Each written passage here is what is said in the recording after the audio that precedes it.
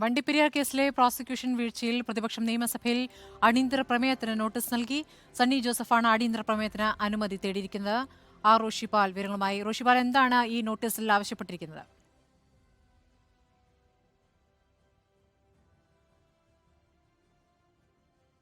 കുട്ടികൾക്കുമെതിരെയുള്ള അതിക്രമങ്ങൾ അതിൻ്റെ ഒരു ചൂണ്ടിക്കാണിക്കുന്നത് ഈ വണ്ടിപ്പെരിയാറിലെ പ്രോസിക്യൂഷൻ വീഴ്ചയാണ്.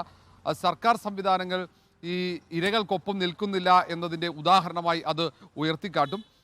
അങ്ങനെ സർക്കാരിനെതിരെ ആഞ്ഞടിക്കാനുള്ള തീരുമാനമാണ് പ്രതിപക്ഷം ഇന്ന് എടുത്തിരിക്കുന്നത്. അതിൻ്റെ ഭാഗമായി തന്നെയാണ് വിഷയം ഇന്ന് വരുന്നതും. ഇതിനൊപ്പം തന്നെ പ്രോസിക്യൂട്ടറുടെ ആത്മഹത്യ ഉൾപ്പെടെ, കഴിഞ്ഞ ദിവസം നടന്ന പ്രോസിക്യൂട്ടറുടെ ആത്മഹത്യ ഉൾപ്പെടെ ഈ സ്ത്രീകൾക്കെതിരെയുള്ള അതിക്രമങ്ങൾ വർദ്ധിക്കുന്നതിൻ്റെ ഉദാഹരണമായി പ്രതിപക്ഷം ചൂണ്ടിക്കാട്ടുന്നുണ്ട്. വണ്ടിപ്പെരിയാർ വിഷയത്തിൽ പ്രതിയായ വ്യക്തി ഡിവൈഎഫ്ഐ പ്രവർത്തകന് സർക്കാർ സംരക്ഷണം നൽകി, പോലീസ് സംരക്ഷണം നൽകി എന്നടക്കമുള്ള ആക്ഷേപങ്ങൾ പ്രതിപക്ഷം നേരത്തെ ഉന്നയിക്കുകയും ഈ കുട്ടിയുടെ കുടുംബത്തിന് ഇനിയും അങ്ങോട്ടുള്ള നിയമ പോരാട്ടത്തിന് പിന്തുണ വാഗ്ദാനം ചെയ്യുക അടക്കം ചെയ്തിരുന്നു. ഈ ഒരു പശ്ചാത്തലത്തിൽ കൂടി ഈ വിഷയം സഭയിലേക്ക് പ്രതിപക്ഷം എത്തിക്കുന്നത്.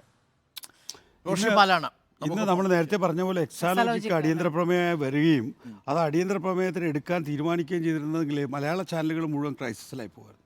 അതാണ് ബഡ്ജറ്റ് ഒരിടത്ത് താലി കെട്ടും, മറ്റിടത്ത് ഇല്ല. അതിന് എടുക്കാനുള്ള സാധ്യത കുറവാണ്. കാര്യം അതുകൊണ്ട് തന്നെയാണ് അവരിപ്പം താരതമ്യേന അപ്രസക്തമായ ഒരു വിഷയത്തിലേക്ക് പോയത്.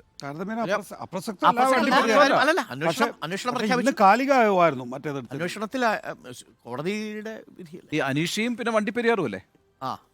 Vandiperiyar main issue. പക്ഷേ ഇപ്പൊ എടുത്തിരിക്കുന്ന എത്രയും ദിവസം എടുത്ത വിഷയങ്ങളൊക്കെ തന്നെ ജനങ്ങളുമായി ബന്ധപ്പെട്ടുള്ള വിഷയങ്ങൾ ഇതിൽ കാണാം.